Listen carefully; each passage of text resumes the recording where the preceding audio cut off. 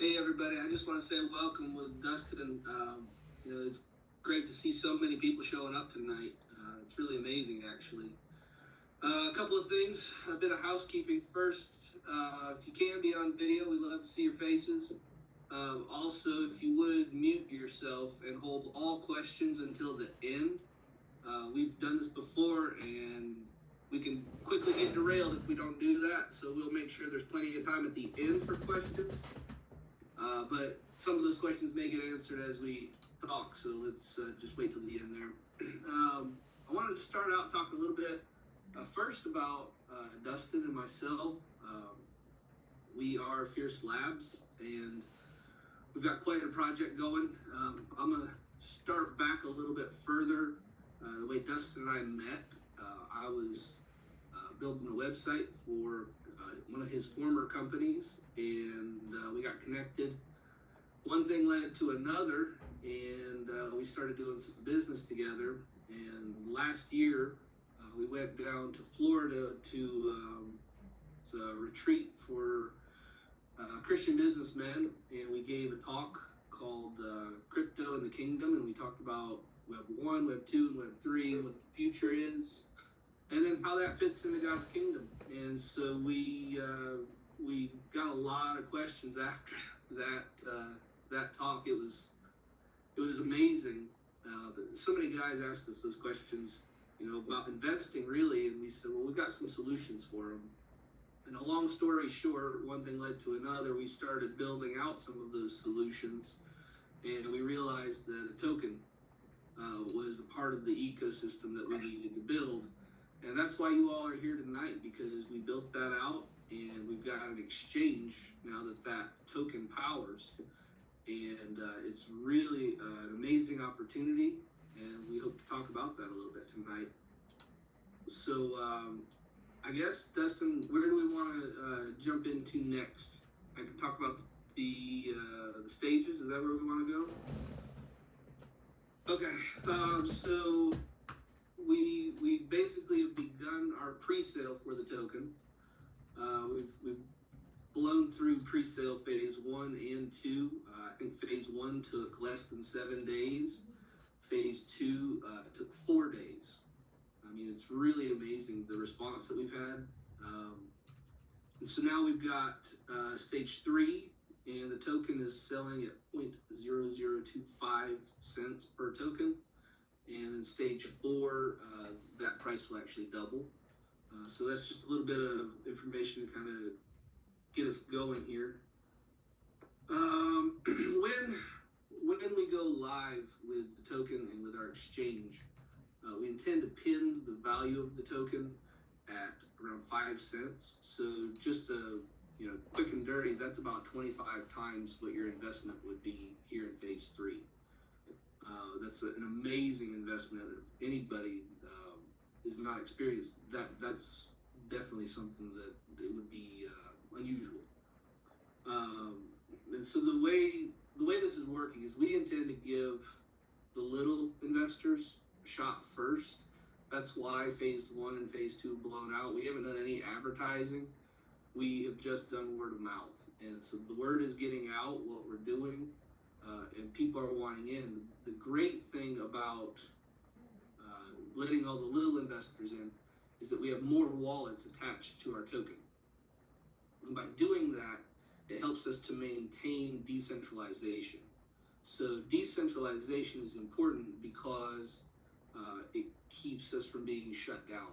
If there was ever anybody that said, we don't like what you're doing, there's really no point that they can look at and say, that's the person in charge, or that's where we've got to shut them down. And Dustin talks about the concept of the spider and the starfish. The spider, if you cut all the legs off, it's bird bait. The spider's dead, it's over. But with a starfish, if you cut the legs off, it regrows starfish. And so what we're building is a starfish and not a spider. That infrastructure is extremely important for the long-term success of this project. And so that makes the community even more important. Let's see. We do have some folks that want to support the project have deep pockets. They want to get in for big dollar amounts, but we are holding them off for future. Again, because we want to stay decentralized. So let's see. I guess that's about all I wanted to cover to kick this thing off, Dustin. Why don't you tell us a little bit about yourself? So, guys, a little bit about myself, just for background purposes.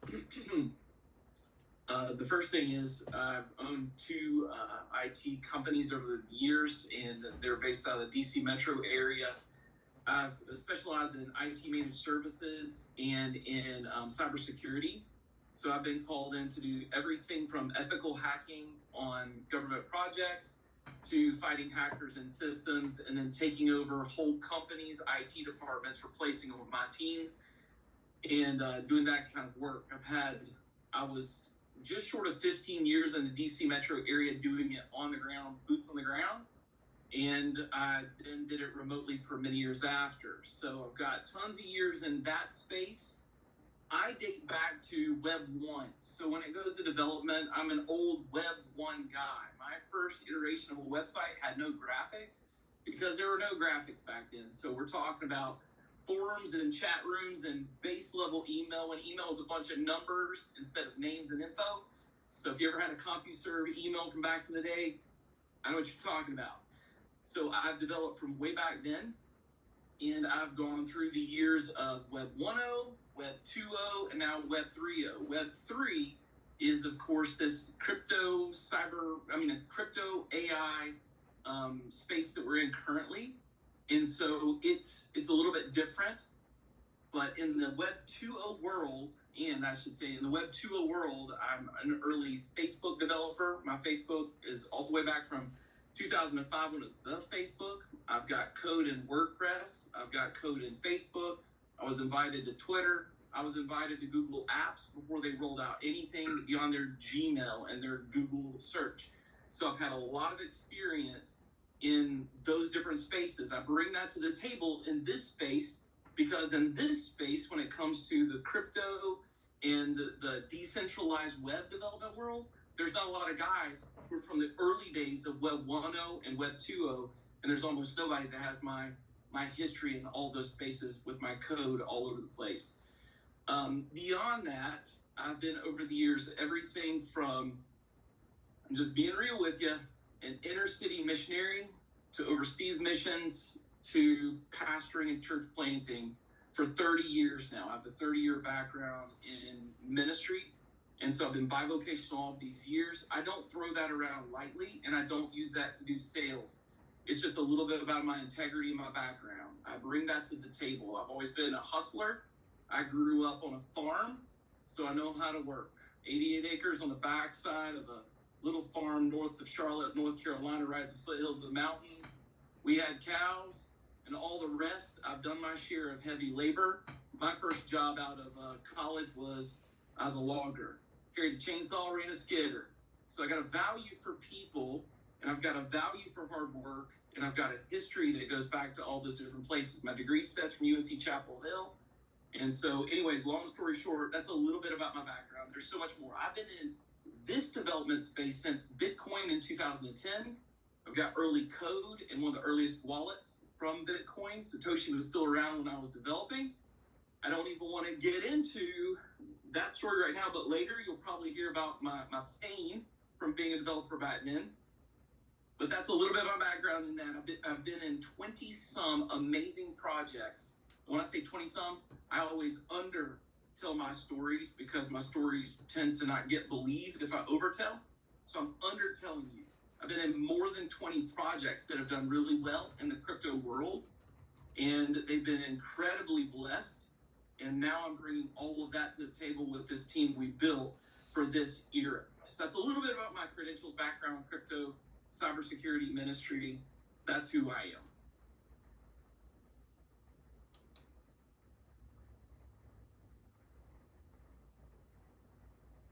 Brandon, I think you're muted if you talk. Technical issue here. Why don't we start with our first question? What is crypto? What is it used for? And why are people investing in it? especially in the season right now? The first thing I want to say about crypto is this. Crypto is being kind of lump summed in this amalgamation of ideas. People say crypto, and it means a lot of things and a lot of different things to a lot of people, but in the news and the media, it's just this one thing. So let me just drill into like what is a crypto token and why does it exist and how does it function and that kind of thing. So I'm going to start with Bitcoin. Bitcoin is a blockchain, and a blockchain is really a ledger, like an Excel spreadsheet or a database that's being encrypted across a bunch of different computers all at the same time. And what they're doing is they're solving some algorithm technical solution they have to solve at each one of these machines all over the place. And when they solve it, anything that's in that cell or that block is locked in, and everyone agrees that it happened at the same time. So when you break it down to what a blockchain is to a ledger or a ledger service, if you've been in the world of a CPA or you've done your accounting yourself, or maybe you've done banking, you've looked at things in your bank account, that's a ledger. Register of deeds, title deeds, those are ledger services.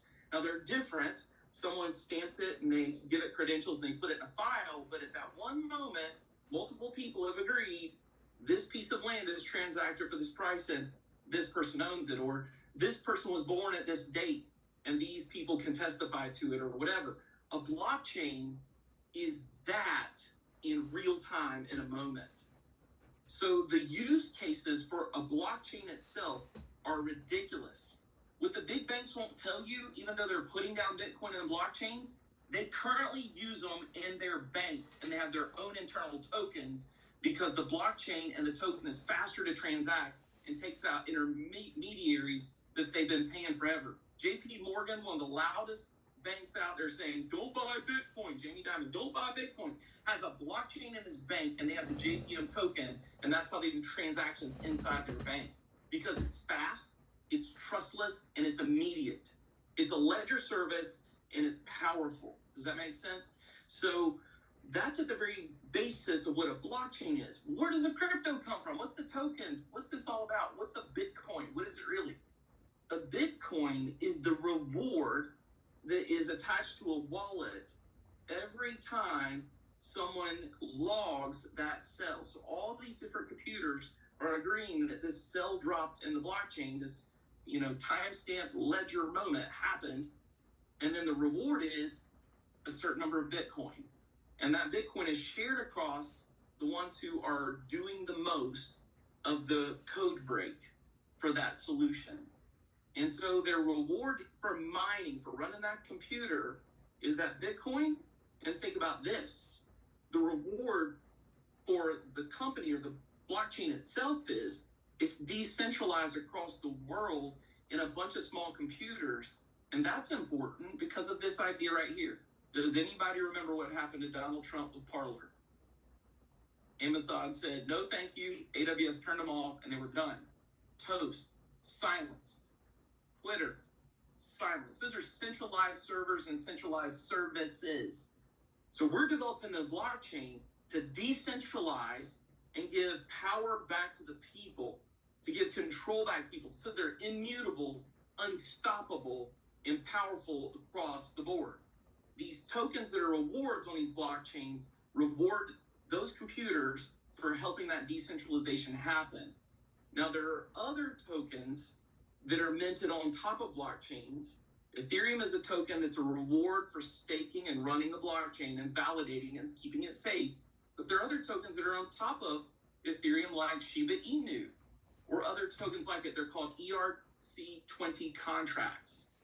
And those just very simply but either have value or don't have value based on their utility and use case. When you hear about a meme token, Shiba Inu, Pepe, Turbo, all of these things are memes. Their value is intrinsic. It means people, they feel like it's a wonderful thing.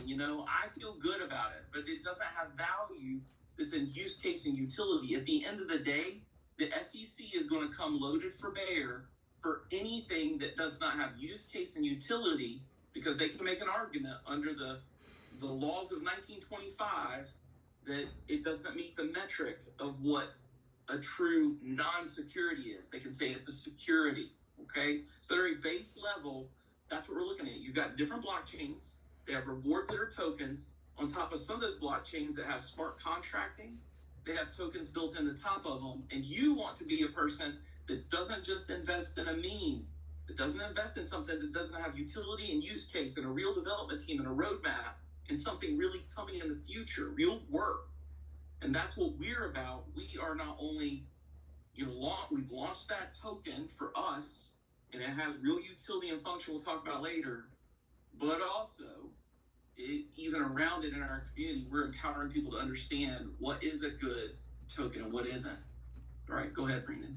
Yeah, so just one more thing to mention that we built this on the Ethereum blockchain. So do you want to talk about why we would choose the Ethereum blockchain a little bit more, maybe? Absolutely. So Roar token is an ERC20 contract. It's upgradable. And now listen, there's some things that are important for you to hear as an investor. It is not, we have revoked minting rights, meaning it has a locked amount. No more can ever be created. It's deflationary. It cannot be added to and inflated. So it's one and done. What exists, it exists, right? You want to hear that a project's locked its token if it's something like ours. Ethereum is our choice of blockchains for this because Ethereum itself is one of the most adopted blockchains out there.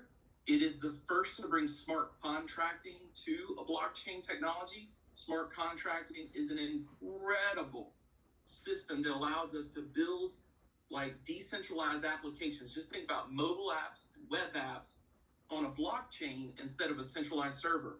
And so that function allows us to do things we've never been able to do with peer-to-peer networks before. It's powerful. So we chose that one because it's largely adopted. It's very decentralized. It is one of the most powerfully moving blockchains, and it's got compatibility across 40 other blockchains that we want to be on. So that means we code it once, and guess what? We copy-paste it, and it adapts to every one of the others. We have upward mobility. Our ERC20 token is the core central piece of the Roar exchange. We are an exchange built in the same form and format as Uniswap and SushiSwap. You don't know what those are? Go look them up online. They're very powerful exchanges out there. And that when we talk about an exchange, we're not talking about Coinbase. Coinbase is not an exchange. It's a broker. It charges fees and spreads. We are building or launching an exchange, which means it is token against token. It's immediate. It's trustless. It's decentralized. So we're not cheating people, and every percentage, every dollar is represented in the contracts we built. Over this last 2 weeks, working with people to get into crypto for their first time, we've seen the crypto industry with these brokers, these front runners, these banks that are out in front of your onboarding, charge triple and quadruple the price of what it should cost to get into crypto. We've seen things that are nefarious in the last 2 weeks. It's only proving our point more. Great. Thanks, Dustin. Now let's talk about the name, the Roar. Where did you come up with that? So the Roar comes from, I'm gonna put it out there. Please don't put this on social media. We don't want to get beat up yet. But it comes from my faith. It's like the roar of God. And so it's like a holy roar. And R0AR, the zero in there, it's not an O, it's a zero, and people don't get it. Crypto people think, ooh, that's cool, it's trendy. It's not about being trendy. For us, everything in computer science is built in zeros or ones. If you know what I'm talking about, it's the base function of the silicon diode, that it gives a 0 or a 1. That there's a 0 or 1 in everything, and that represents every picture you see. It represents everything you see in code. Every software is built on that concept of a 0 and 1. It's the on off of those chips, the silicon chips. So core coders know this. And so in essence, the 0 is first. and the one is like turning on the switch. So God's bringing the light through his roar. That's awesome. Let's talk about the function of Roar and how it compares to like Dogecoin or Shiba Inu, maybe some other meme tokens. It's a great question. We have a lot of people ask this, so we purposefully put this out here first. You could tell we've scripted this. We're not tricking anybody on here. We've done this a few times, so these are the top questions we have, and I love answering this one.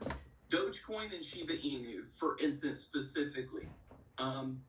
Have I had both of them and made money on them? Yes, I have. You know, are they stupid? Yes, they are. Just why lie? I'm just telling you the truth. I ain't gonna lie about stuff. You'll find out what you see is what you get. I don't play games. I'm just as authentic and transparent as I can be. Ain't nobody gonna believe me if I lie anyway, so why try? Shiba Inu and Dogecoin, they started off both as memes. Dogecoin is finding its purpose because Elon Musk has bought a ton of it. He's been speaking in the developer community, and they're trying to find their way. Now the development team has started to build and do something with it. Jackson Palmer, when he started it years ago, he thought it was a joke and did it for fun, and it took off and did something. I've actually launched 3D blockchains myself in testing phases, never intending to bring them to market, and for their tokens across different blockchains, just testing and learning over my time. And some of those took off, and I can't stop them. It's like, forget y'all. But they're there. It's immutable. It's unstoppable. It keeps going. So Dogecoin took off. The owner said it was a joke, and then a developer community came around it, and they're starting to build on it and build value into it. Will it ever make it? Don't know. Not my monkeys, not my circus, but they're working on it. Shiba Inu is a meme token. They are an answer looking for a problem. So you don't want an answer looking for a problem. You want a problem solved by an answer or solution. You want to get on that solution before it ever does everything it does, because then it's big. So Shiba Inu came out as a meme token, and they're trying to say, hey, we'll put something out here, and we'll try to create another little blockchain, and you can bridge it over and all this other stuff. It's a lot of interesting stuff. I've played with a lot of it. It's also a lot of nonsense. So don't go to Shiba Inu and Dogecoin and think you're making an incredible investment. In our rankings, and we do have rankings on how we approach these projects, they don't even rank a 3 in our book. So just know that. Can they make you money? Yes, there's a lot of FOMO out there, a lot of motion, but it doesn't have true utility and use case, and their developer community is lagging. So there you go. Great. That's awesome, Dustin. Thank you. So Roar has a simpler function like Uniswap, SushiSwap, PancakeSwap. Let's talk about their value. I know some of those have gone to $1 or more. You know, you're talking about selling these tokens at 0.0025. Yeah, so there you go. Here's the thing. In anything you're doing, and I can't give financial advice. This is not financial advice. This is just how to approach everything. Never invest in anything you can't afford to lose. That's just what I always say. But at the same time, those that take the most risk generally get the most reward. And so we started the way we did with this price because those that are willing to take the early stages and take a risk, then they deserve the biggest reward. Well, generally speaking, those folks are normally the ones who don't have a lot to put in necessarily starting up front. And so why would we do that? There's some methodology to what we're doing. To get listed on a coin list, you need 1,000 wallets connected to your token or your exchange. We're now north of 150 after a week and a half. I think we're going to do it. It's awesome. So we just need 1,000. That's our goal or more. And we already, in the first run of 7 days, before 7 days was over, we had 20 some to 30 some, maybe 40 wallets attached. We more than doubled that in the second phase. In the third phase, Lord knows we can do it again. Fourth phase, fifth and sixth, if you do the math on the double, we're really doing well. Big investors want to get in when they know 1,000 wallets are involved because it removes all the barriers to be listed on a centralized exchange. You hear what I'm saying? Coinbase is a centralized exchange. What makes Coinbase say we should listen to them is not just having $1 million behind you. It's also the fact you got 1,000 wallets or more, and then they say we can't not list this. We're missing out.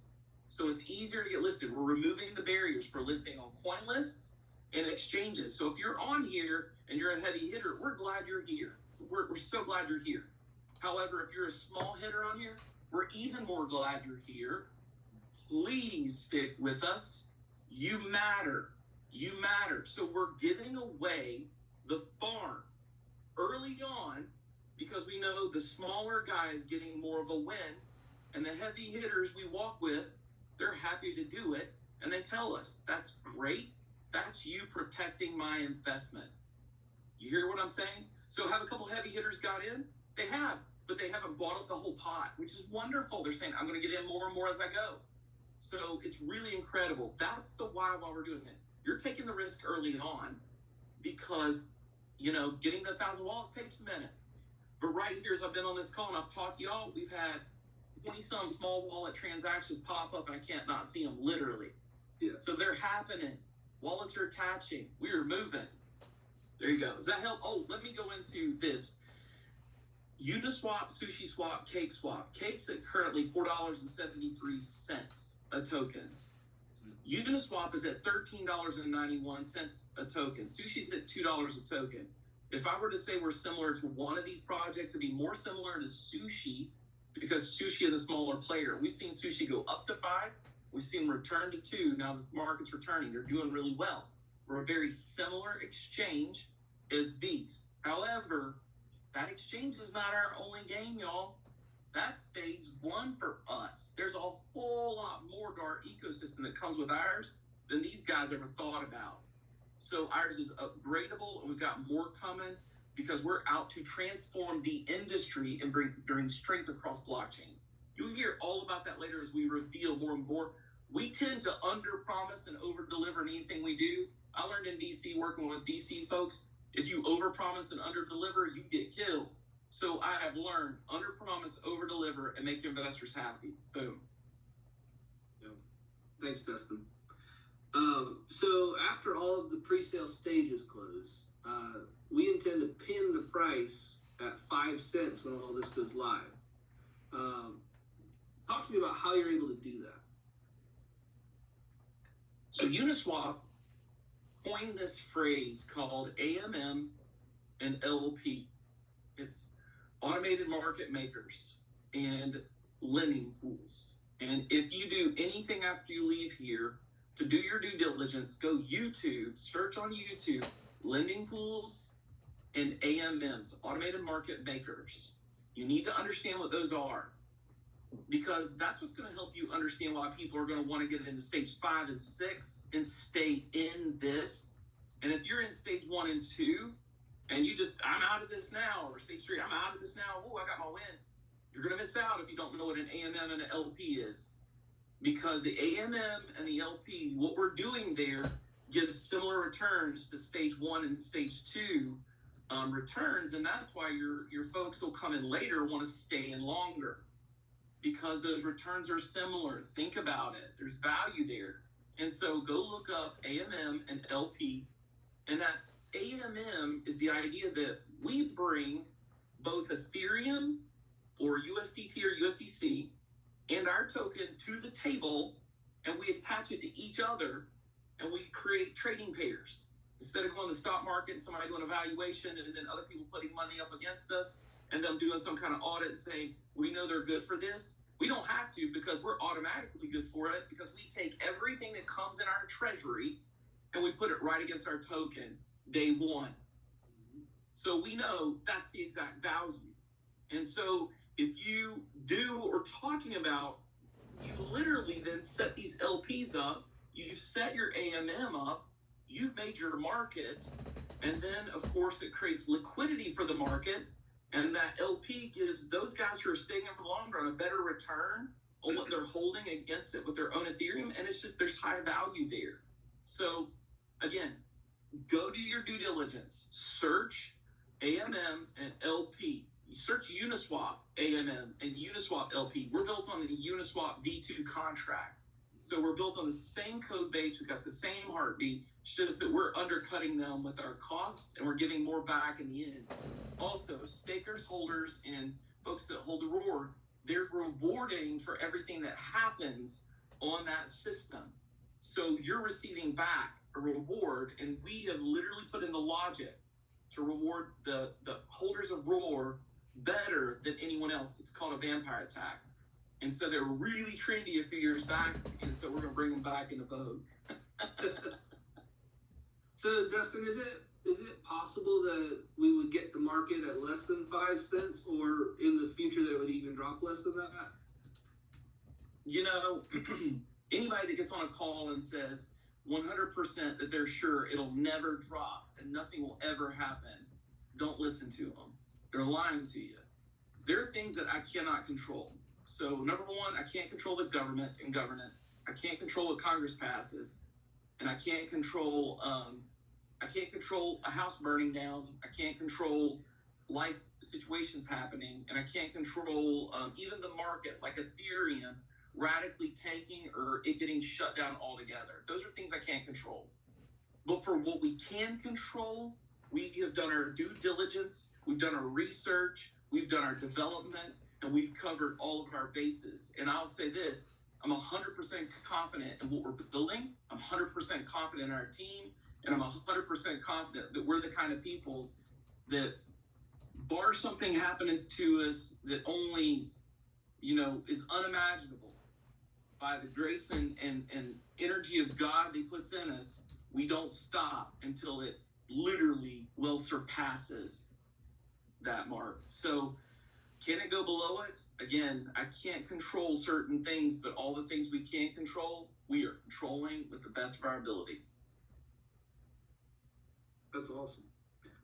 So as we've been in this pre-sale phase, we've looked at a lot of different tokens. Can you share some of those examples of what those other tokens are doing and what that looks like for us?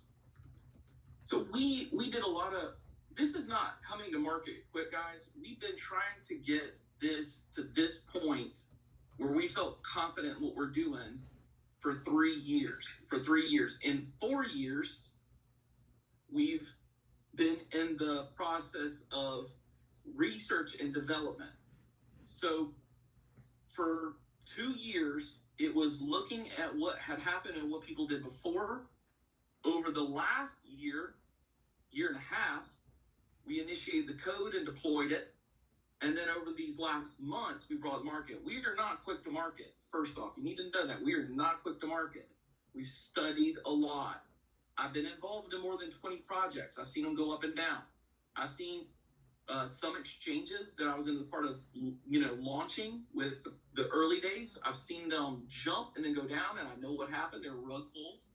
I've seen what's happened in teams. I've seen what's happened in a lot of different spaces. One of the projects that I wasn't directly in, but I want to talk about that we've actually studied and have our metrics against. There's like 4 of them that we have currently we're watching, and we've watched all the way through their process. But this one is the most recent, and it's incredible, and it's Pith. Pith has a very similar model to us. They shifted their purpose and what they're doing away from what we're doing and moved it into hosting nodes. And at the end of the day, guys, hosting nodes is less of a heavy lift than what we're doing. So I think that's interesting. They shifted to a little bit easier thing to bring to market than this. I mean, hosting nodes means put some computers in a room and pay for staking. That's a no-brainer. Easy. We are still bringing an exchange. We're bringing a functional app to market that people will use, be embedded in MetaMask, and even Coinbase can function with. I mean, we're talking about an exchange. Now, they did all of their pre-sales and all of their work, and they got to market at 8 cents. So they did their AMM like we're doing, they did their LP, and they were coming on to the market at 8 cents. If you go back and look at Pith, it's PYTH, you will not see day one at 8 cents. Day one was 28 cents because when they listed, it jumped. And now it jumped, and that was November of last year. In, I want to say, December-ish, it jumped. In January, it was in 60-some cent mark. And right now, they're at 86 cents. 86 cents. Yo, I'm happy with 28 cents. I'm happy for all y'all at 28 cents. It's like, happy birthday. We did it, you know? But that's not where we're stopping. The function, the use case, and the depletion of the token itself through the burning of it, it increases in value. So there you go. That's great, Dustin. It seems like we're in a bit of a bull market right now. You want to talk about that? You guys, I haven't seen something like this since 2020, you know? And when things cooled off, I just ramped up my work because you could pay attention and learn from everyone, especially in bad times. I'm the kind of person that says this: it's in the bad times you learn who your friends are. Well, guess what? It's in the bad times you learn who the devs are. The devs go to work in the bad times, and they use those times to build something better so that when the return comes, they can do something with it. We could not have timed this market. We did not time it. We just said to ourselves, we've got to get this to market now. There's anticipation for what's coming in this current election season. There's too much regulation coming down that can crush things. We need to get decentralized immediately, get out there. We've already done the work. We've already done the code. We've already got our exchange 99% done. The contracts are set. Why are we holding ourselves back? All we need is a few more audits, some more testing, add on a couple more features, and we're rolling. If we had to do it in 48 hours, it wouldn't be pretty. It'd look like lipstick on a pig, but we could get to freaking market, right? So it's like, we're going to do this, you know, you just got to go to battle and get it done. And so we felt that build up all the way through January, and we ran with it. We could not have known that at the same time, Bitcoin would have an ETF that could be listed on the stock exchange, that the SEC would pass it. And then we also couldn't have seen that Bitcoin will go to what's happening where it's going right now, because it hit an increase in systems that were running it, and all of a sudden its output jumped up and everybody's investing in it, and boom, we're up to happening. It's going to happen April 18th. And then on top of that, who would have known that Ethereum itself, that our token's tied to, would more than double in a month in value, also raising our treasury up ridiculously as people are purchasing our token, adding value to what we're doing. And on top of that, that in May, an ETH, Ethereum ETF, spot ETF, would be passed. They're saying they're still determining, but court systems have given them a deadline that they must pass one in May. So the SEC can say whatever it wants, but Ethereum's about to be traded on the larger market, guys. And we saw what happened with Bitcoin when that happened. It was what, 40,000? Now it's at $71,000 per coin. And Ethereum is the next biggest player. If Bitcoin is crypto gold, Ethereum is crypto silver. Game on. For sure. That's awesome, Dustin. So moving forward, what steps are going to be taken to help sell out stages 3 and 4, and then possibly even 5 and 6? So right now, let me just give you a little progression, a little story. Less than a week and a half ago, we told 3 people. And those 3 people told so many people we sold out in less than a week. It would have been faster, but people's funds got stuck. And we said, we won't tell anyone else. We will pause because we know it's spoken for so that you can get in. We're not going to create FOMO. We're not that kind of people. And then they said, can we tell people yet? We said, sure. And the next week, we had 60 some on a Zoom like this. And we had reached to another 2 events where people talked through the events. And literally, we had 150 wallets show up, and we sold out our current supply, leading to almost $700,000 locked in our treasury in 4 days.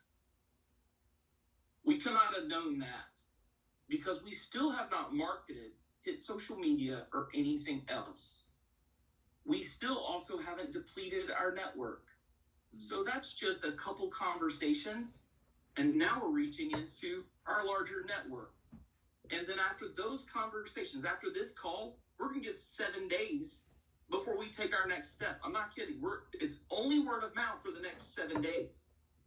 And then we're literally from, oh man, it's giving little balloons and stuff. Everybody's celebrating me. Google thinks or Zoom thinks I'm awesome. Anyway, it's excited for us. Look at that. Zoom's excited for us. Anyways, so 7 days from now, we're then only starting the conversations that will lead to social media.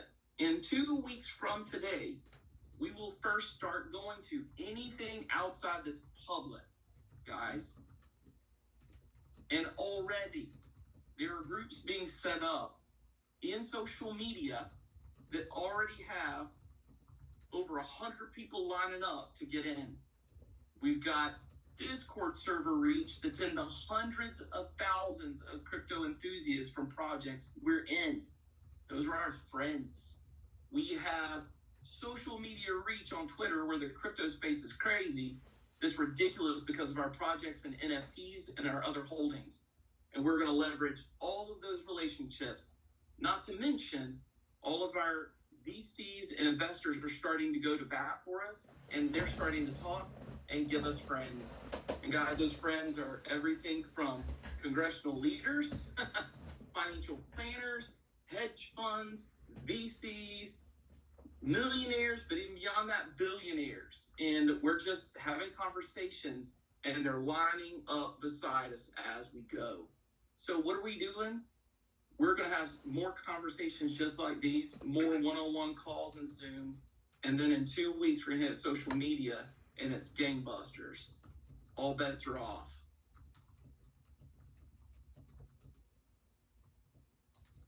I look forward to it, Dustin.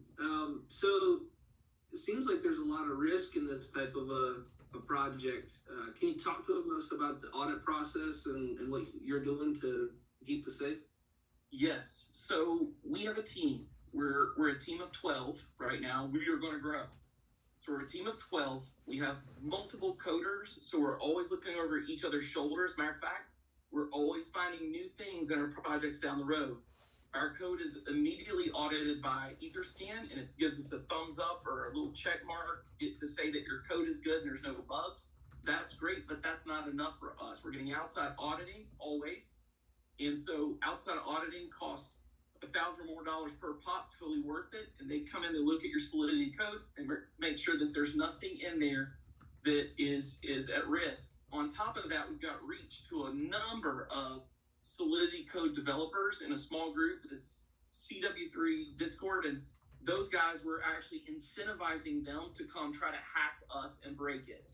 So that's what we do in this world. You know, you actually pay people to break it and thank them for doing it because it makes you stronger rather than getting to market or later down the road being hacked and having problems, right? So we've got multiple layers of auditing, and then on top of it, we have this built-in world of, you know, I'm a cybersecurity guy. I'm about as paranoid as you can get. I mean, I don't know anyone more paranoid than me, and I am looking for people to find my holes in my code and what I do. That's just how I roll. Dustin, what are some of the things that could prevent us from getting to market? Just governance, government, Ethereum breaking, but that's not really likely because it's so decentralized. And government and governance really can't stop us at this point either, to be honest. It's decentralized. As long as our token gets extremely decentralized, we're good for that too. So just not a lot that can stop us here. It'd have to be something random, something weird. But even at that, here's the encouragement for you guys. The Treasury is what's called a multi-sig wallet. It's the industry standard for safety. No one can move anything out of it or touch it without 4 sign-offs from the group. So no one person can do anything with it. It's purely transparent in a way you can't even imagine. You can look at the wallet on Etherscan on the web and see what's going on with it all the time. So you can see that we're being honest. Everything we do is in everyone's view. There's nothing hidden. Our code is public. Our wallets are public. Our treasury is public. The DAO is public. Everything's public. And so you can see that there's very few spaces that that this could have an issue that stops us from getting to market. We've got everything we can imagine covered on our side. We just can't imagine anything like governance. And that's why we intend to get to market as fast as possible. without creating any kind of risk in the code or leaving open doors. Because right now we're kind of grandfathered in for whatever comes down the pike in Congress. And I do have relationships on Capitol Hill from my time being there. I've been called in to speak before congressional leaders. I've met with senators and representatives. I've spoken to a ton of them. I've spoken to Homeland Security leadership, ICANN leadership. I'm one of the guys that actually did the forensics on some of the hacking that everyone says was Russian, but it really was Chinese. I was there. I know they didn't listen. So anyways, all of that said, and on here I'll tell y'all, I've been paid to hack congressional offices and stuff. Nothing stopped me. So I know what I'm talking about in cybersecurity and hacking space. And I know what I'm talking about with that leadership. And the friends I have there, they've said, get it to market as fast as you can, be a man of integrity, do everything you can to be above board, and fight hard. We need what you're doing. You can't know what's going on up here that you're fighting, but you're doing the right thing. Do it, son. That's what I've been told. Yeah.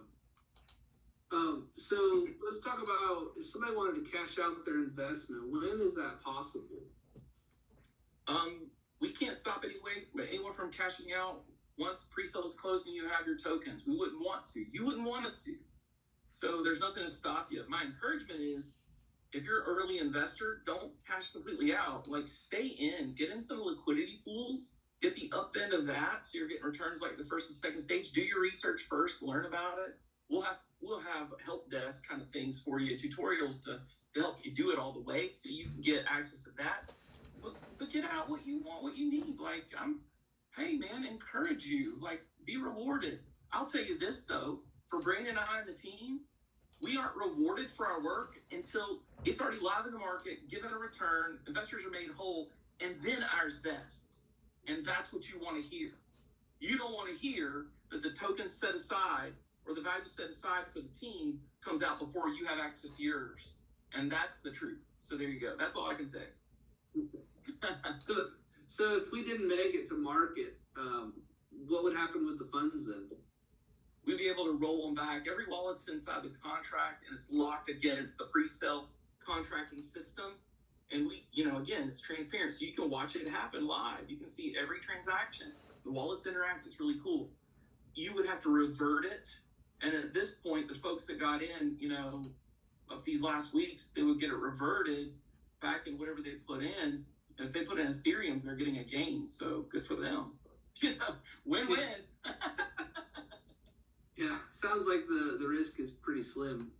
So what development is left on the back end to get Roar to launch?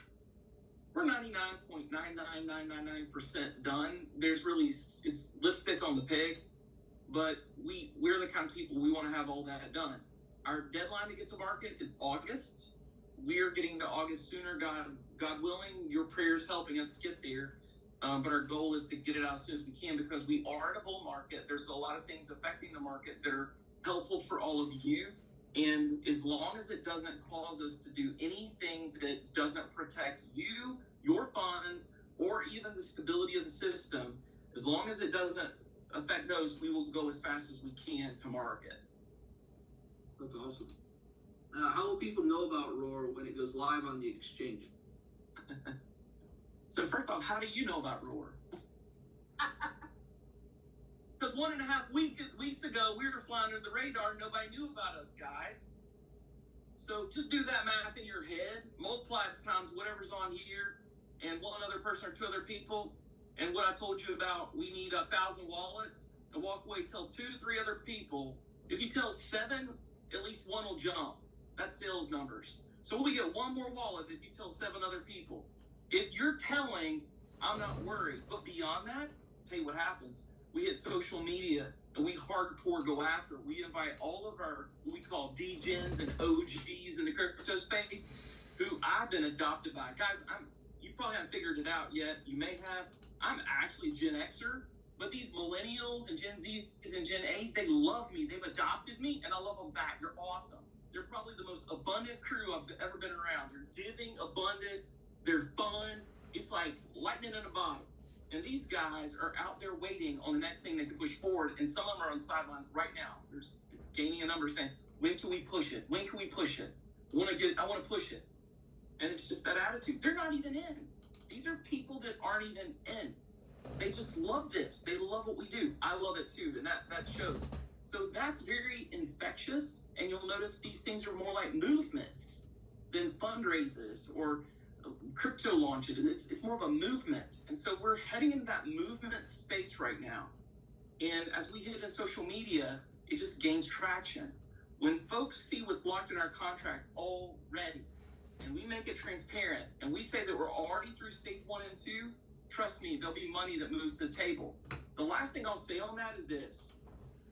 I won't name names, but we're watching at least 4 different pre-sales with tokens. 2 of them, their roadmap is what I call hopium. It's a drug. We hope we'll pull this off. And there ain't nothing behind it. They ain't 99% to nowhere. And they're getting there fast. So 2 of them are hopium, like true drugs. They're just memes. And these guys are literally 5 months into it, and we are passing them in a week and a half without social media. What? When they hear about us, they're going to be some people cashing out of hopium and jumping into Rorium. But Dustin, on behalf of all millennials, I do love you. And we welcome you. Thank you, man. Why don't you talk about the ecosystem and staking and those opportunities in the future? Yeah, so we have the exchange. It's our biggest value add. And if we were an exchange alone, you can look at similar exchanges and come up with your own ideas of what value could be. However, our exchange is not limited to just exchanging between cryptos on Ethereum space. We're going to be launching it across multiple Ethereum compatible chains. And so the companies that have done that are very few. So we start getting into a really selective group. Then on top of that, the function of our farming and our staking and the LP pools and all the ways that people can make money off of our exchange, that's another added value. And then we're adding in upgradability to our exchange that even encourages people on their own token launches and their own automatic market making, helping others enter the crypto space. We're lowering the bar on complexity. The ones you look at out there, they're complex. We're bringing in more mobile applications, and we're moving into a later date, looking at possibly building a crypto bank around it. So we have front end and back end. There are a number of brokerage exchanges that already have MasterCard and Visa on either end, and you are transacting not in US dollars, but the US dollar value of the token that's against that card. We want that to be Roar. And then on top of that, there's NFT drops, there's future development with our portal, there's our AI bot-driven, we call it the Roar Portal, but really it's like a Morningstar or one of those Moody's for crypto projects. No one's doing this yet. And so we've come up with a metric for a rating system, and we're building in the ability for that rating system to have wallet built in, exchange built in, automated, AI-driven, bot-run trades against our rating system. And that's just in the next year and a half. We got a 5-year plan and a 10-year plan, and we ain't telling you all about it here, but we under-promise and over-deliver. That's true. Thank you, Dustin. So you have some pretty impressive board members. Can you talk a little bit about that? And maybe even if other folks wanted to buy into the DAO, what that would look like? Sounds good. Some of our board members include financial planners, lawyers that have worked over trust solutions for whole generational wealth out of Switzerland and China and other places where there's massive generational wealth. We have a board member of Coca-Cola that is on our DAO, guys. Let me just say this. I feel honored and overwhelmed by the people that are willing to get behind us. Let me say this here. Forget the amazing people on the DAO. I love them, and if you're on here, please don't get mad at me, Jay, or whoever's on here with us. I love y'all. I'm not forgetting you. the people that have been with us in this week and a half, I'm honored and blown away that the people put their own name on the line for us, for their own influence, and I feel humbled by the level of respect and responsibility that comes with those relationships. And anyway, so we have an amazing board with some depth that you can't imagine. I'm shocked they want to be with us, but they see stuff in us that sometimes we don't even see in ourselves. And I'm even more impressed with folks on here who have pushed us forward. And I thank y'all. I thank you guys. Like, I'm amazed. Y'all like the chairmans of the board, right? Y'all pushed this thing. You pushed us. We appreciate y'all. But Dustin, how does someone get involved if they want to invest? So what you see in the phases is there's 4 phases that we have that are going through. Stage 3 now is still in privacy. It's private stage. We actually intended for stage 1 to take a month, stage 2 to take a month, stage 3 to take a month, and 3 months from 2 weeks ago, 3 months from 2 weeks ago, we're going to have our marketing done, our landing page, our social media run, and all stuff. That's all out the window because in a week and a half, we've blown into stage 3. And so I just want to say that first, that happened. And then we were supposed to go to social media and the rest of this stuff.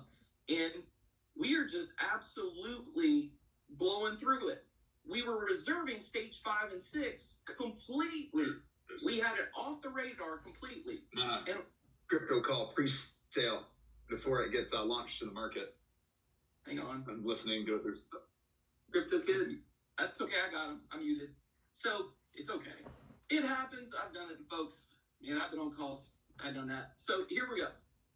So when stage 5 and 6 was supposed to be 5 months down the road, that was our Gantt chart. We had a plan. Y'all screwed it up. Like, y'all messed up our plan, man. Like, we're catching up. We're the guys that got run over by the snowball and broke some bones, and we're trying to run down the hill and chase it, right? So that's us. So 5 and 6 has got out in front of us, and what we're doing right now is we're talking to some VCs, hedge fund managers, leaders that want in this space, deeper pockets where their funds are a little more protected, and we know they want to get in, but they want to get in, they don't mind getting in at the higher price, and they want access to our company. So they're willing to pay to get into our DAO, and they buy a chunk of our DAO ownership and membership and the governance token that's with it. And with that comes a portion of Roar. And what happens is, if you look at the metric and the numbers, they're buying up from that future amount that's not locked in 5 and 6. 1, 2, 3, and 4 locked. Those tokens, numbers, and whatever locked. We can't break that. But 5 and 6, we have a little bearing over, and they're buying in right now into the DAO to be a part of our governance and be on our board, because they want access to what comes even after the exchange. So that's what's going on with the DAO. And what's really great about that, guys, is when 5 and 6 is bought up, I know without a shadow of a doubt, investors in 1 through 4 are whole. And I know without a shadow of a doubt, the board members who bought in the DAO at that level made sure that the money is available, liquidity continues, market doesn't halt, everyone's made whole. They're going to get their long-term value out of us because that DAO treasury is where all the chunk of fees that we get from all of our development drops into. So they're willing to do that for access to the big kitty.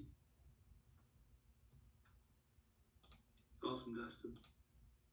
Well, I think you have a few things you want to talk about maybe before we get into the question and answer time? Yeah, I just want to say there's some stuff that came out of our calls for the last week and a half. I personally have been on at least 40 to 45 calls helping people navigate crypto who've never done it before. So I've hopped on with folks and talked other people through how to deal with their wallet and deal with, stuff that's not working right, things that are broken, whatever, get money unlocked, get it into MetaMask, all that kind of stuff. And here's a statement that I said. And one of the people I value highly and I highly respect said to me, "Son, write that down. Son, that's good stuff." And so I wrote these 3 nuggets down. And I'm sorry, I probably won't say them with the same conviction.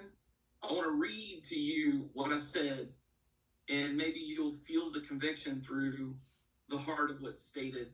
But the first one I wrote was, as we've been working with people new to crypto in stages 1 and 2, we're finding that there's an increasing sense in everyone we talk to of the little guy not having a voice. It's the feeling that their money is being played with by the powers that be. They've done their best to play by the rules of the game to ensure that they can retire and have savings or even go to the grocery store, and their money still goes the distance they need it to for them to be able to care for their own households. And more, they feel like they're not being heard, and that the big voices have not only changed the rules, they changed the entire game. Now they feel like they can have a voice together and be heard, and even if they're not heard, they can take their power back in their finances and do something that will protect them as they go forward. That's really what this cryptocurrency space is about at the core. Decentralization, all that lingo we use, is democracy for finances. So that's just something I'll put out there. The second thing was, we've outpaced 2 other projects that started doing pre-sales in the fall. Our first 2 stages and the amount of funds locked in the contract have grown massively faster than them, as well as faster than we could have ever anticipated. And the third thing I said on one of those calls that was told to me, you've got to say that on a Zoom someday. That's this. People are increasingly seeing that the decisions that their governments are making with spending their hard-earned money that is saved, while there's a backdoor rate change and handouts that decrease the dollar's value, are undermining their future. They are increasingly feeling that they are not only not being represented by their government, but daily being defrauded by them with these actions. Boom. Boom. If you've been on Facebook lately, I think that gets down to the core of a lot of that there. But that's it. Back to you, Brandon. It's awesome, Dustin. Thank you for all those thoughts and for all the questions that you answered. That was rich. Now, I'm sure that the folks have some of their own questions, so why don't we go ahead and open that up? If you guys will use the little hand button, and we'll open that up now.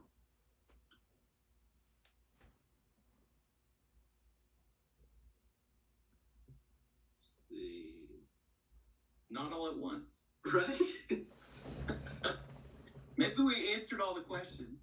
I think, you know what, there's a number of folks on here who I've been on the phone with over these last weeks. And if you've been on the phone with me, appreciate you guys. There's a question that popped up there. Brandon, can you read that one off again? It's the comments. Says, what do we have in place to insulate us against impertinent loss? What strategies can we employ to mitigate impertinent loss?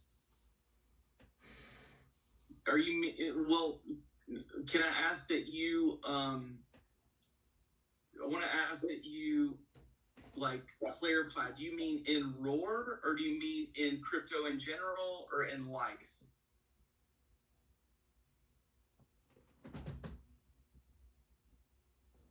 Throw that in the comments. In Roar. Okay. In Roar. Mitigate loss.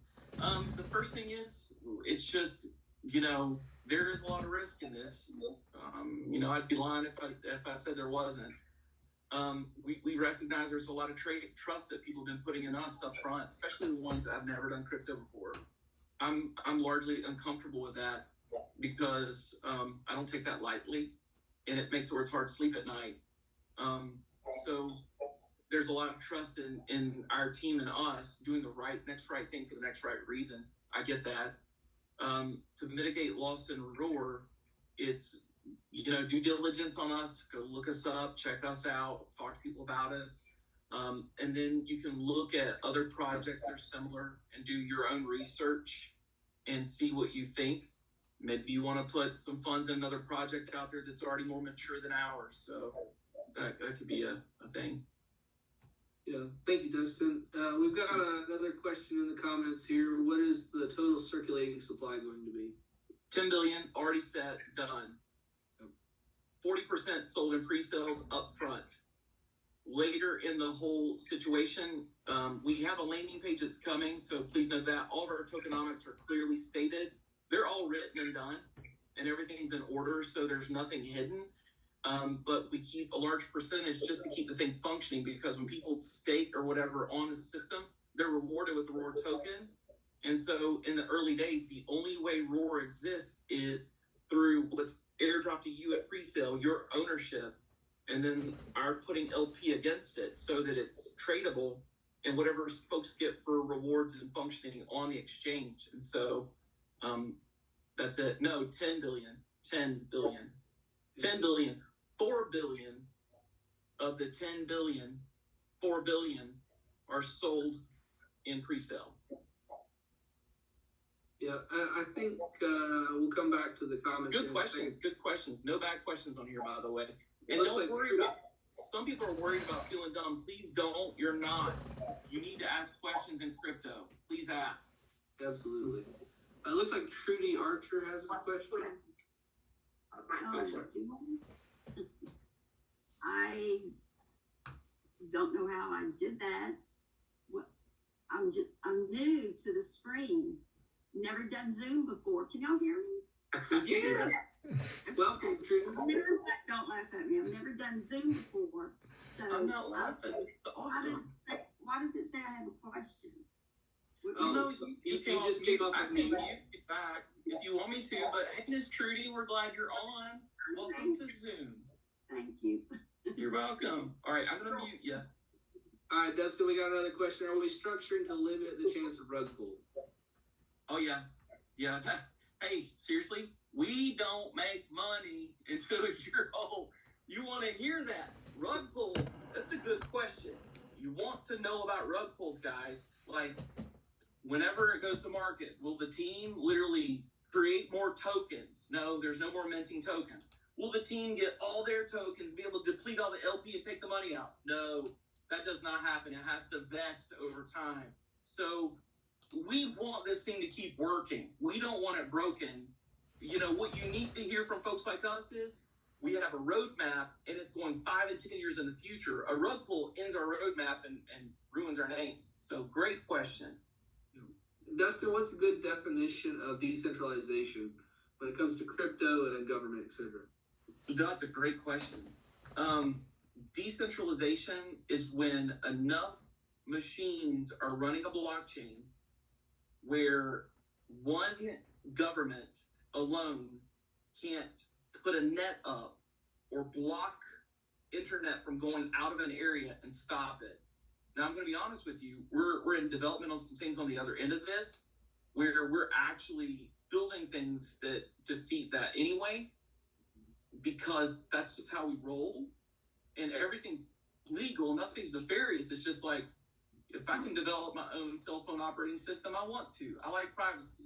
If I can develop my own system that creates a net out of all the blockchains I can and that can function across IoT devices, which is the Internet of Things, and creates a mesh network and can cross barriers that people can't get across, especially when it means freedom for people inside of places that are blocked, I'm going to build it. So that's just how I roll. I'm just that guy. So, yeah. Dustin, when should they see the purchased tokens into their MetaMask wallet? Oh, good question. When pre-sale locks, you'll see the tokens, they're airdropped, and we'll make a big to-do. There'll be a celebration, there'll be a date coming up. That's always a big deal because when you do that, listen, it's crazy. In the crypto world, people celebrate you. It's just bizarre. So when it comes to market, sometimes the media says, hey, this many tokens are airdropped for this value. This is a move or whatever. And then everybody wants to buy it. There's all that FOMO, whatever. People are excited. You know, we're going to make a big deal out of it. So you're going to get it. We're going to make a big deal about it. People are going to want to buy it from you, and you're going to sell it to them, and everybody's happy. We hope you want to use it too. Hey, I will say this on that note. When I started developing Bitcoin in 2010, we could have never imagined it'd be worth a penny. So we celebrate every year in the crypto world Bitcoin Pizza Day. And you may have heard about it because sometimes Pizza Hut and Domino's and all those guys will give, sales on pizzas. The reason why is because a dude spent the equivalent of, I think 5 years ago, it was the equivalent of $140,000 of today's value in Bitcoin for a pizza because it was the first transaction with Bitcoin to trade for something And so it's funny to see all the people that spend hundreds of thousands of dollars for stuff and Bitcoin's value today.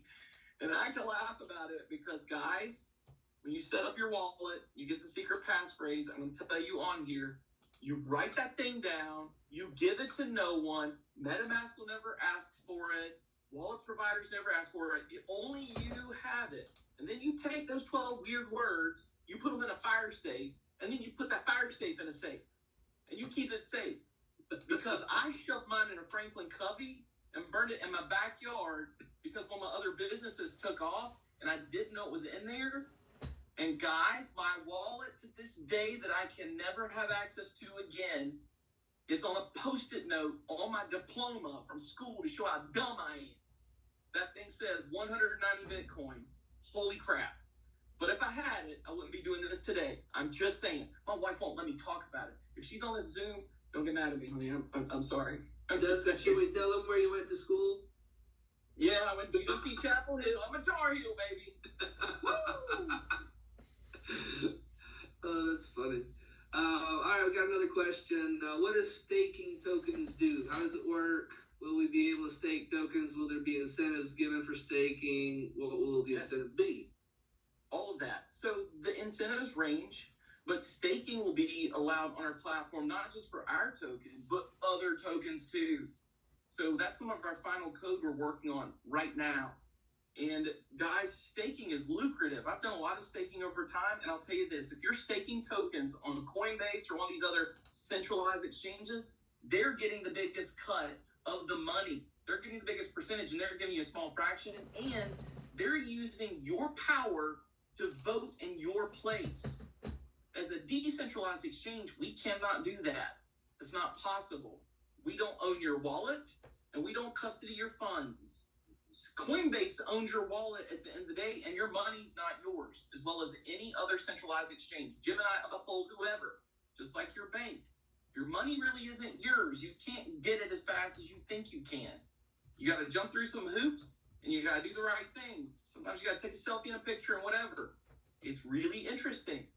So in our decentralized exchange, your money is yours. It's on your wallet. You can stake against it. You get a staking token for it. You get a reward for it. The reward depends on what you're staking and what the desire of the market is for it. Some of those staking, farming, staking, liquidity pool, whatever, it can be very, very lucrative. So please, if you're getting in early, anyone getting in through stage 4, you're getting in early. Please, actually, if you're getting through stage 6 and we jump to 28 cents a pop, you're getting in early. Doesn't matter where you're getting in, it's early. If it's before market and it pops. If you do, what you have, you will likely never be able to get again at that level.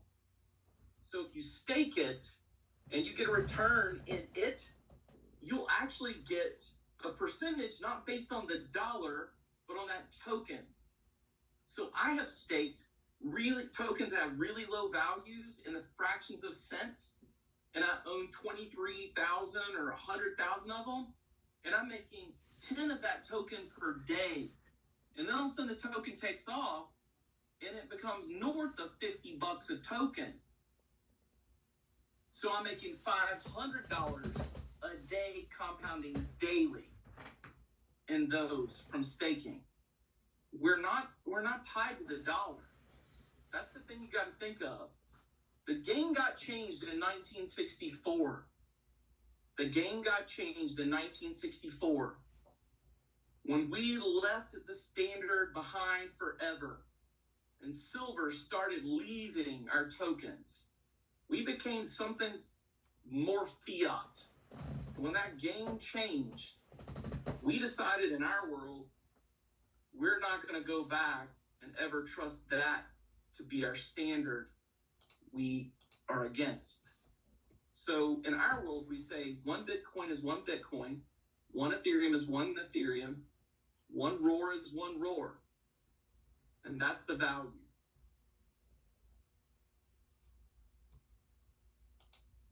Let's see. And by the way, that's how you get 1,200% returns daily on some of it against the dollar value. All right, Dustin, real quick. Yep. If you invest a certain amount of money and later want to get in again, can you get in at the same level? No, levels are locked. Yeah, we got a locked supply. We cannot break it. We cannot change it. I am so happy about that because I don't want to. I want you to be safe and I want to be who I am and transparent. So we can't change that. There's no more minting tokens. There's no supply added. This is literal lock value. And once the pre-sale locks, it stops. And then it takes about 48 hours for us to do the code, turn around and deploy the next contract, and lock in the next stake against the value.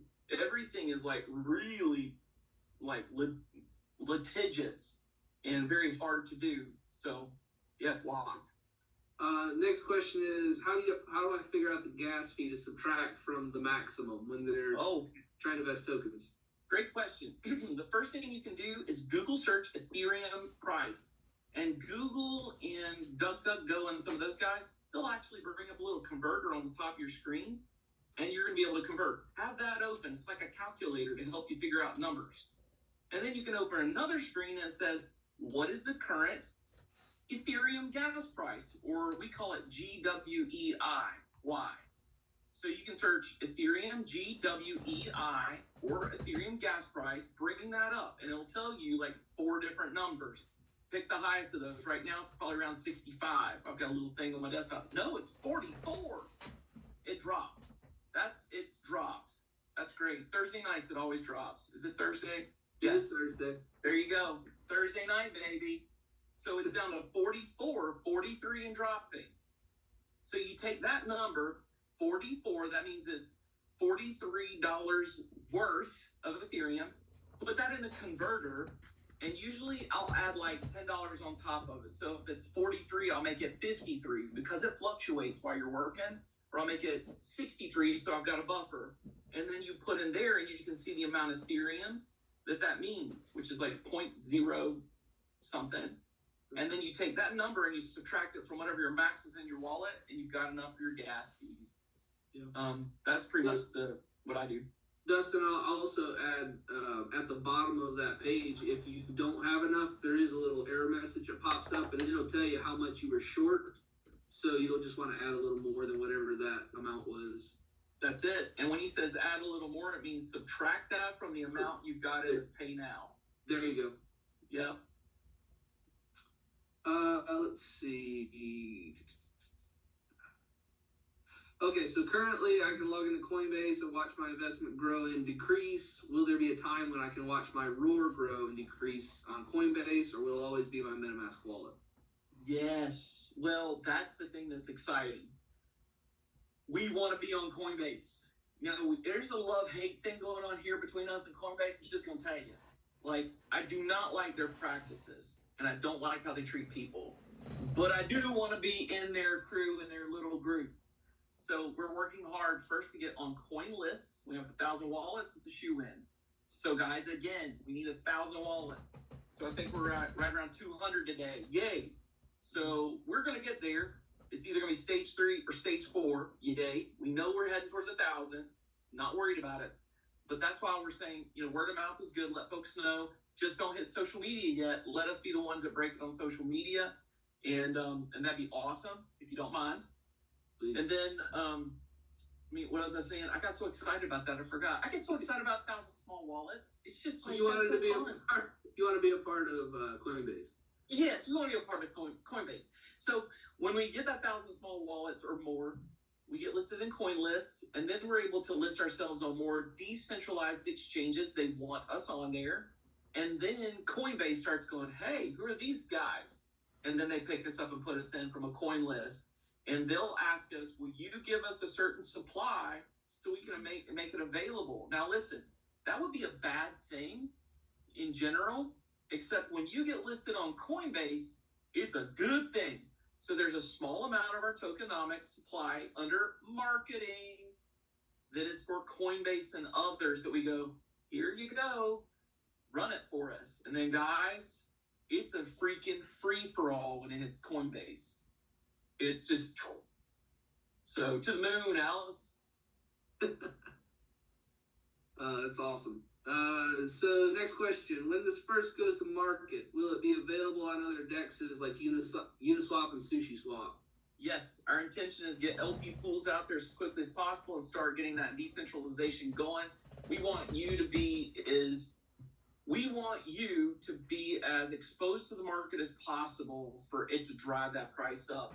And as long as we make it through stage 4 well, and we go on into stage 5 and 6, we know that we have liquidity so that nothing gets halted in trading. And that's our goal. Enough wallets, enough liquidity, right? So it's a both and.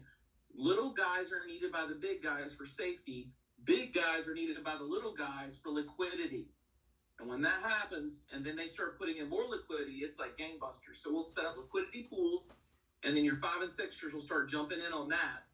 And then it expands, and we just keep hitting more dexes. Of course, we'll be our own dex, so that allows us to own part of the game. And anyway, fun stuff. Right. So that's all I've got. Oh, wait, looks like we got one more. Yeah. Let's see. Swiss people who are new should consider possibly getting on, creating on a coin list and watch it grow or decrease. Oh, they're asking about Coinbase, I think. Right. So we have had a lot of problems with Coinbase, Robinhood, MoonPay, and a lot of others. There's been $2 trillion worth of crypto or dollars that have come into the crypto space in the last couple weeks of February. We don't know what that is now, but it's got to be a lot more because the prices have been driven up, which means money is coming into the market.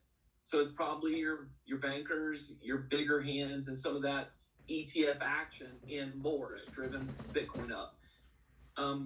With that being the case, we have never seen as many challenges as we've seen today with Coinbase, Uphold, Robinhood, MoonPay, and more of the bigger names. What we have found is it's a lot easier to get something into MetaMask from MetaMask's pay feature using Apple Pay, and it'll just go right in there. But the people that are getting in a larger amount, and I'm talking about folks who are trying to get in like 10,000, they literally are calling their bank and saying, I'm about to do a payment through Apple Pay to my MetaMask. Don't block it. They call the bank first, they do the transaction, and it shows up on their MetaMask, and it doesn't get blocked. And then when you're in MetaMask, it's your money. Like, seriously, it's unstoppable there. It's awesome. Your wallet, your money. That's why you got to save that key phrase and don't lose it. Don't burn it in your back garden and do a dance. It's not a good thing. Save it in your safe and be safe. When it's in there, then you transact with our page. That's super easy. Our page functions well with MetaMask and actually many wallets through Wallet Connect. So we have a lot of, we're very accessible. That's right. Also, PayPal does well for folks who are in for 1,000 or something like that. So the PayPal Pay inside of MetaMask has been an option that folks have used that's worked real well. PayPal Personal. They don't support business for crypto. Justin, we got another question here. I think what they're referring to is with each transaction on the exchange, there's a fee that's charged for that swap. That comes back, and can you talk to us about how that affects the value of the token? It comes back in the treasury vault and back to the holders of Roar. The fees go back into the ecosystem, guys. So this is not going to make sense. But we've set this thing up, and the roadmap is set so that at some point down the road, the community owns the whole thing. In essence, if you have Roar tokens, we were thinking in year 5, we would roll it into its own DAO from the multi-sig wallet. It's a Gnosis safe wallet, but it's looking like it's going to be year 2 because we're making jumps quicker. If you hold Roar, you're part of the governance of that exchange. And literally, when the value is looped back in like that, it increases the value of the treasury, which increases the value of the token itself. When you've got folks staking, sometimes in some of these places, they've got more than $5 to $10 billion staked in the platform. It drives the token value up. It's staked in its system and treasury. so the value goes up. So it's just incredible. Okay, can I ask a question? You probably answered it already, but I wasn't paying attention. Please So ask, you're good. I put the money in MetaMask. Yes. All right, put the money in MetaMask, and then so from MetaMask, how do I purchase Roar? So I'm going to tell you this. We've got a little PDF that Brina's going to drop in. I have a walkthrough video for you. I literally went through a walkthrough because I want to make sure you guys are good, because it can be confusing. But I'll tell you real quick, it's not hard. 4 buttons over from the left, on the bottom, there's a little compass. You click the compass, and it's a browser. Inside there, it usually says, enter URL or search term here. You drop our page, which is presale, PRESALE .R0AR.exchange. That's our website. And it pops up our page. You see under the R, it says connect wallet. You click that, a pop-up comes up in MetaMask. You confirm your wallet connects. You scroll down and you click the button max. And then you go through and you subtract from that max the amount that gas fees are. And currently it's like $45, and that would equate. Brandon, you want to do that conversion while I keep talking? It equates to, I can bet it's about 0.02552, something like that. That's actually right about $100 right now. So anyway, I'm doing that in my head. Sorry. So it may not be right, but you subtract that amount from whatever that max amount is, and then boom, that's going to reserve that for gas fees. You make sure that the ETH is purple, because that's what you got on your MetaMask. If you had USDT or USDC, you would do it. We don't tell folks to do it only because if you're using Ethereum, you don't have to, worry about it. Everything's connected in the gas. But if you're using USDT, USDC, you have to have extra Ethereum to function it with gas. So if you're not carrying it already, don't worry about that. Use Ethereum. You go to the bottom, it says deposit token now. It's a little green button. You click that, another pop-up comes up. It either says you need more gas, you subtract that number from pay now, or it says confirm, and do not close the browser. Let the little thing spin at the bottom. Yep. Actually, before you press deposit now, take a picture of your current amount of tokens. I always say take a screenshot.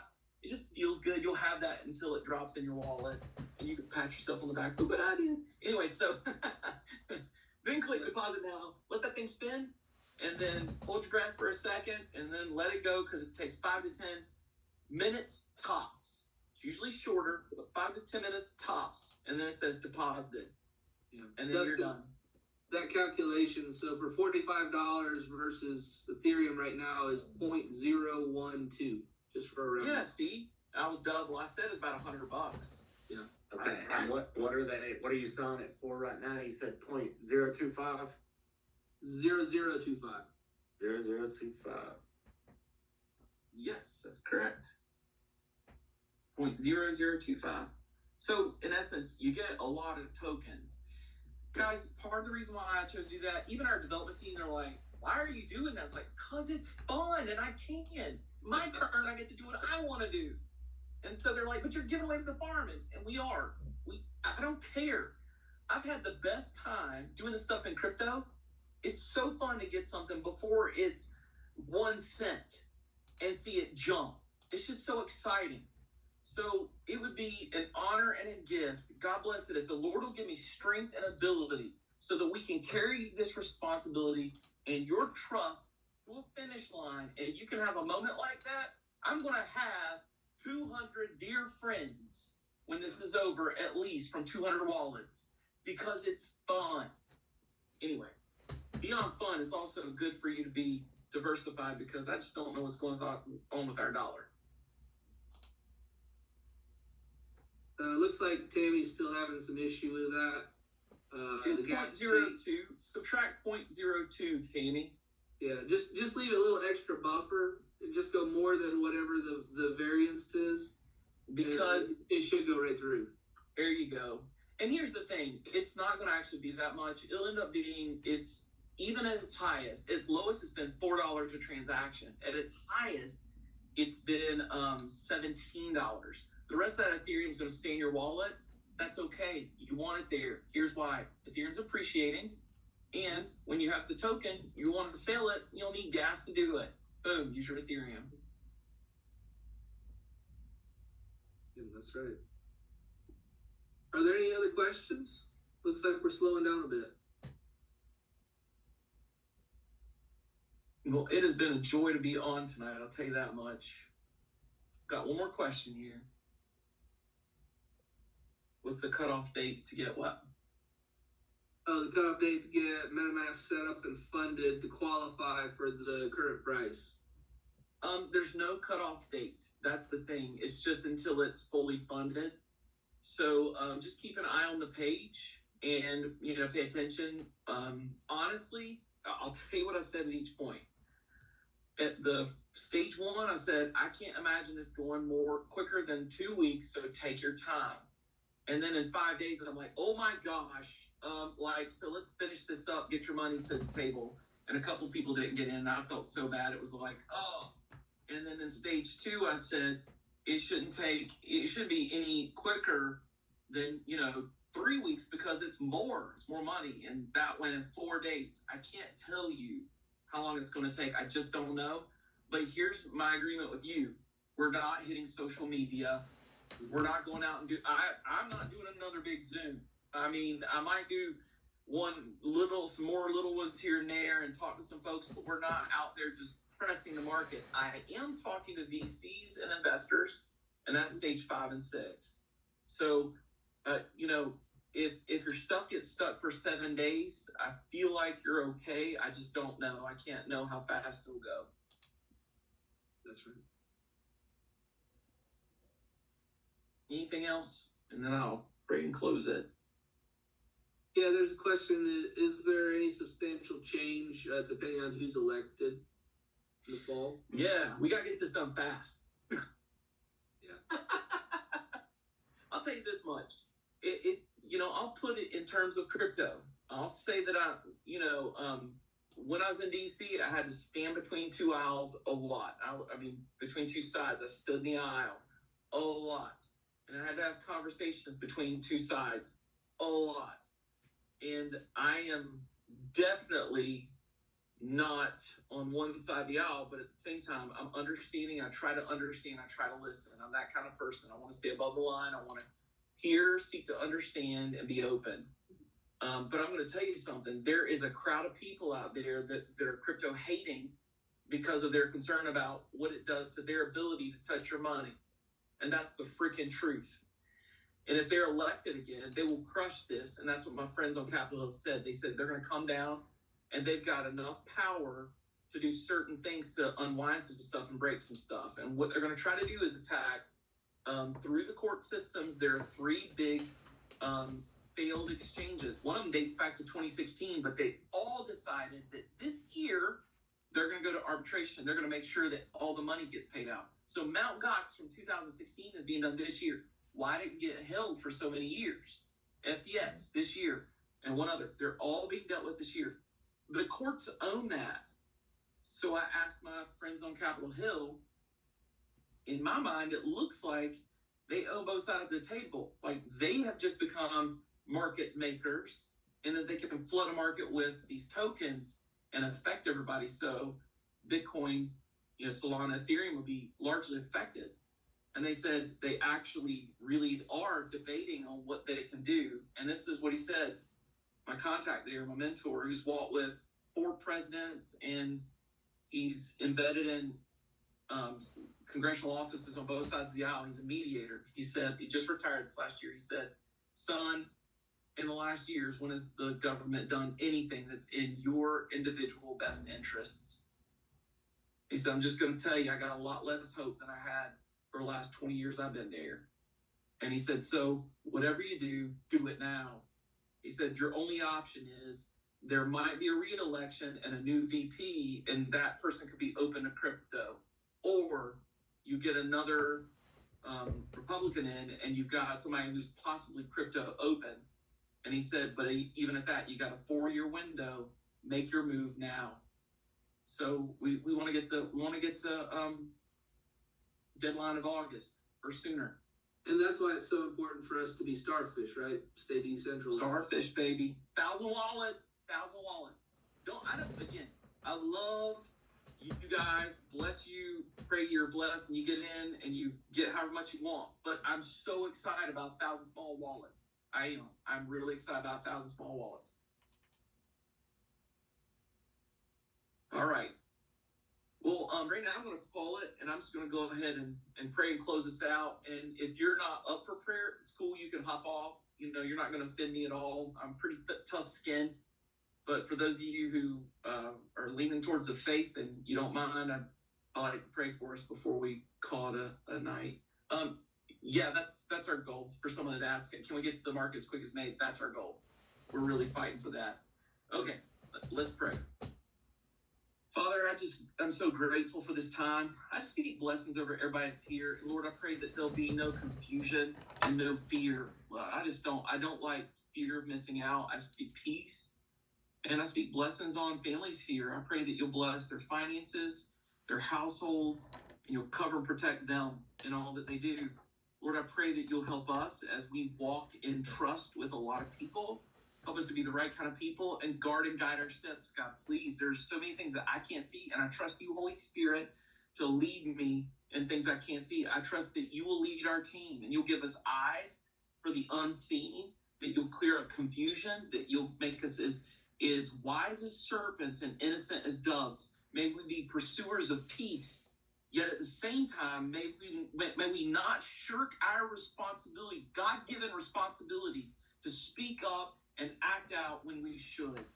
And I pray, God, that you'll give us strength and encouragement and endurance to not just finish the race, but run it like it's our only race we got. And Lord, would you protect us, protect the body of Christ international, and bless it, God. And I pray that at some level that you will bless the body of Christ financially to be able to do the things they need to do to spread the gospel worldwide, and that your word is heard and Jesus lifted high. Lord, I love you and I bless you and I praise you. And I just I ask for your wisdom and your care and your concern in all we do. Just be with us in Jesus' name we pray. Amen. Amen. Amen. Bless you guys. Thank you all for being on. Let's do this. Go tell all those small wallet friends they can get in now. All right, y'all have a good night. Thanks for being on. Thank you, Brandon, for leading with me. I appreciate you hosting. And you guys be blessed. Yeah, thank you guys.